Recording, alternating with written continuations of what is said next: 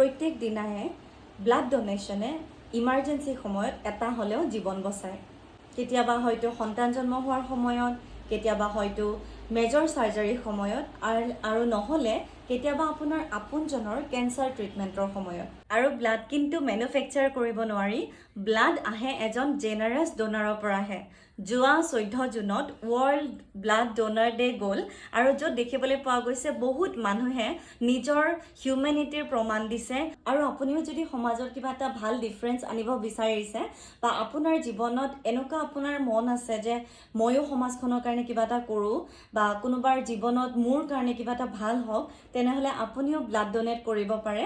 কিন্তু তাৰ আগতে আপুনি মনত ৰাখিব লাগিব কেইটামান কথা, আৰু এইকেইটা কথা মনত ৰাখিলে আপুনি ব্লাড ডোনেট কৰিব পাৰিব। প্ৰথমটো হ'ল যে আপুনি বহুত পানী খাব লাগিব, আৰু যিটোৱে আপোনাক মূৰ ঘূৰোৱাৰ পৰা বচাব পাৰে। আপুনি 24 ঘণ্টা আগত নিজক হাইড্ৰেটেড কৰি ল'ব লাগিব। 2 নম্বৰতে আপুনি হেল্ডি মিল খাব লাগিব। ব্লাড ডোনেশ্যন কৰাৰ আগদিনা ৰাতি আপোনাৰ টোপনি এটলিষ্ট 7-8 ঘণ্টাৰ ভিতৰত হ'ব লাগে, যাতে আপুনি হেল্ডি থাকিব পাৰে ব্লাড ডোনেশ্যন কৰাৰ পিছতো। তাৰ পিছত হ'ল যে এভইড এলকহল, কাৰণ যদি আপুনি এলকহল লয় তেনেহ'লে এইটোৰ কাৰণে আপোনাৰ ডিহাইড্ৰেশ্যন হ'ব পাৰে, আৰু যাৰ কাৰণে ব্লাড ডোনেশ্যনৰ আগত এটলিষ্ট আপুনি এলকহল নল'ব।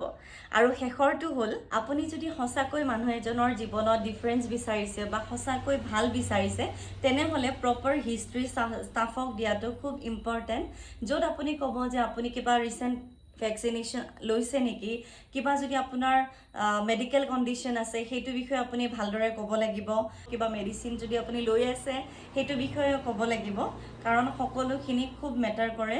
আৰু এখন হস্পিটালে নেৰানেপেৰাকৈ চেষ্টা কৰি থাকে যে কেনেকৈ এজন মানুহে ইমাৰ্জেঞ্চিৰ সময়ত এটা ছেফ ব্লাড পায়। আৰু আপোনাৰ এজন মানুহে দিয়া ব্লাড অকল যে এজন পেচেণ্টে পায় তেনেকুৱা নহয়, বহুত মানুহে বা বহুত পেচেণ্টে সেই এটা ব্লাডৰ পৰা উপকৃত হয়। তেনেহ'লে আহক আমি এখন সুস্থ সমাজ গঢ়োঁ। আৰু যদি আপুনিও কিবা এটা শিকিবলৈ পালে আজিৰ ভিডিঅ'টোৰ পৰা, তেনেহ'লে মোক কমেণ্টত জনাবলৈ নাপাহৰিব, আৰু শ্বেয়াৰ কৰি দিব আপোনাৰ ভালপোৱা মানুহজনৰ লগত। নমস্কাৰ।